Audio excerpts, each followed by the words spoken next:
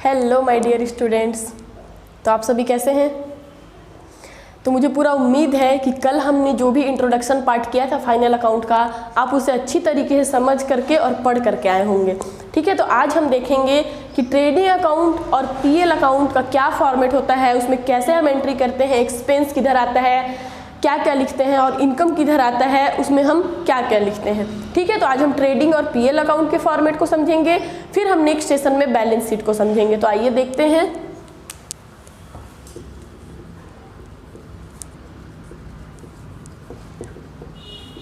Final account. ठीक है, तो मैंने कल की क्लास में आपको बताया था कि इसमें दो टाइप के अकाउंट्स बनते हैं और एक आपका स्टेटमेंट बनता है जो होता है आपका बैलेंस शीट। ठीक, तो हम एक साथ भी बना करके देख सकते हैं ट्रेडिंग अकाउंट और पीएल अकाउंट। तो देखते हैं।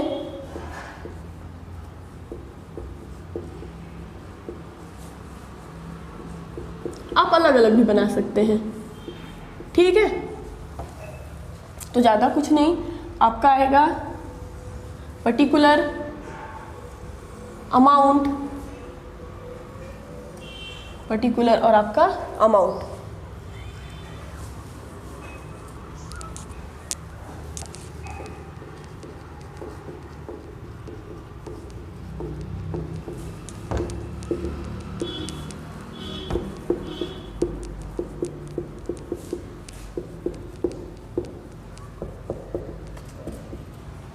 इधर आपका होता है डेबिट, इधर आपका होता है क्रेडिट। ठीक है, तो चाहे वो ट्रेडिंग अकाउंट हो चाहे वो पीएल अकाउंट, हमारा डेबिट साइड में ऑल एक्सपेंसेस आता है, जितना भी हमने पैसा खर्च किया है वो सारा एक्सपेंस। ठीक है, और हमारा जो क्रेडिट साइड है, हमने जितना प्रॉफिट अर्न किया है या जितना हमको इनकम हुआ है वो सारा आपका आता है क्रेडिट साइड में। ठीक, अब मैं थोड़ा सा इंट्रोडक्शन दे देती हूँ ट्रेडिंग अकाउंट और पीएल अकाउंट का। तो जितना भी हमारा फैक्ट्री से रिलेटेड एक्सपेंस होता है वो सारा आपका ट्रेडिंग अकाउंट में जाएगा, और जितना भी हमारा पीएल अकाउंट से रिलेटेड ट्रांजेक्शन्स होता है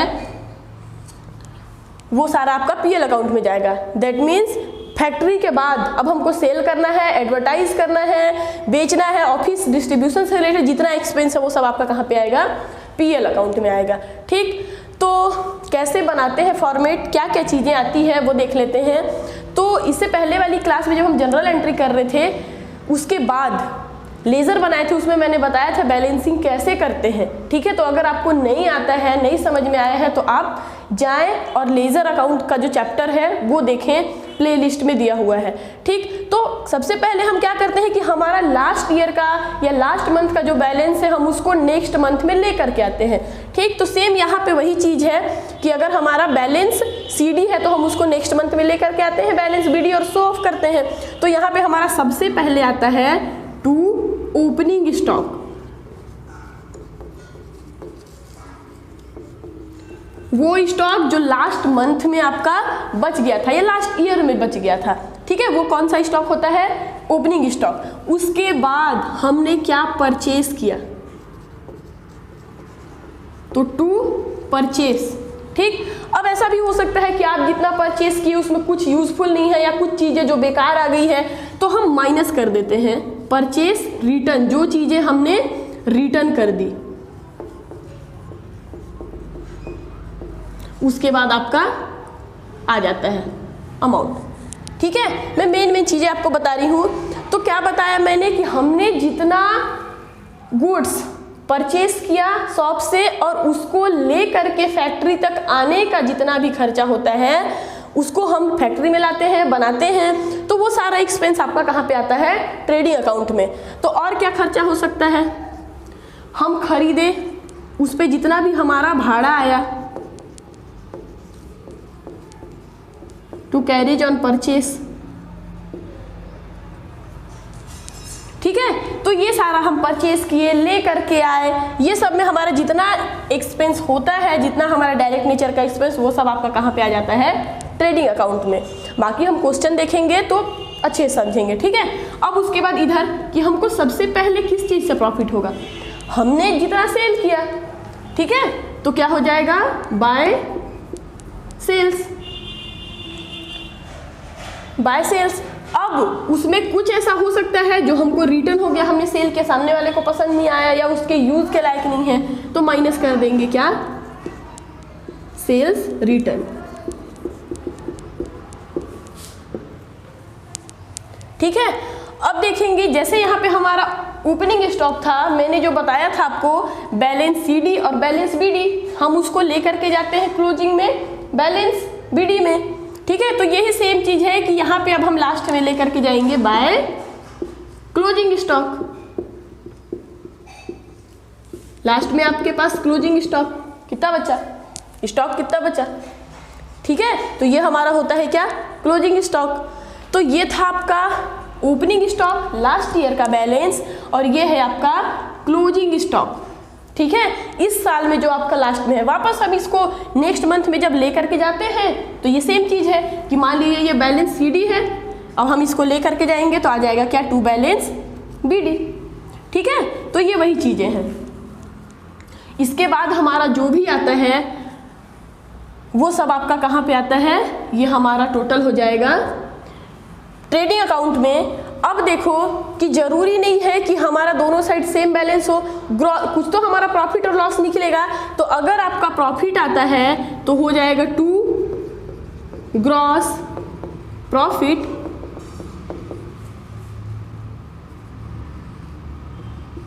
और अगर लॉस होता है तो बाय ग्रॉस लॉस।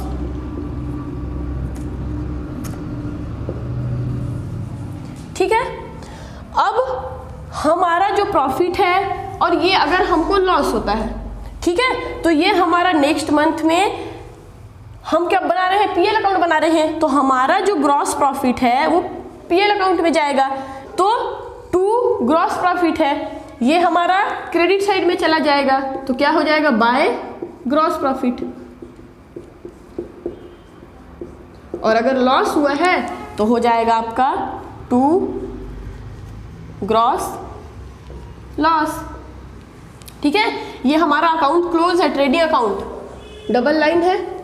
अब हम देख रहे हैं पीएल अकाउंट, तो पीएल अकाउंट में हमने क्या ट्रांसफर किया, अगर लॉस है तो टू ग्रॉस लॉस, और अगर प्रॉफिट हुआ है तो बाय ग्रॉस प्रॉफिट। जैसे आपको मैंने बताया था कि हमारा अगर ये मान लीजिए बैलेंस है, कितना बैलेंसिंग हो रहा है, कितना हमको प्रॉफिट हो रहा है, वो हम नेक्स्ट ईयर में लेकर के जाएंगे।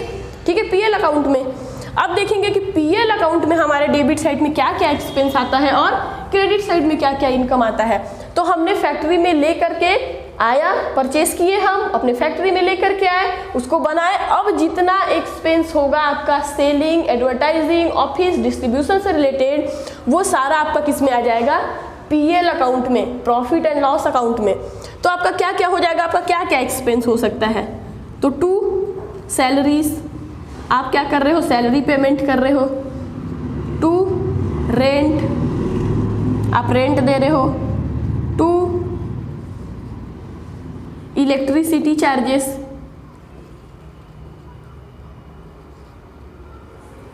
To discount allowed.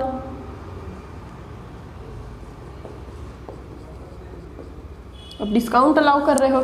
ठीक है, तो ये सारा आपका क्या है, एक्सपेंस है। अब अगर आपको प्रॉफिट हो रहा है तो हो जाएगा बाय, जैसे मान लो आपको डिस्काउंट रिसीव हो रहा है,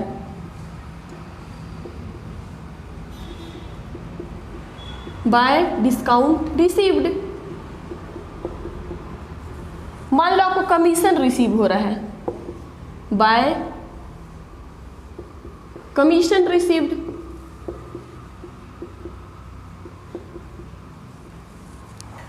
ठीक है, मान लो आपको रेंट रिसीव हो रहा है, तो जो भी चीजें आपका इनकम है वो सारा हम लोग किधर आ जाता है, क्रेडिट साइड में।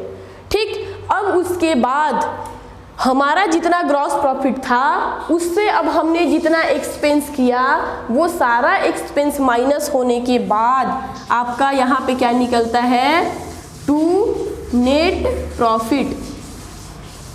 ठीक है, और लॉस होगा तो बाय नेट लॉस।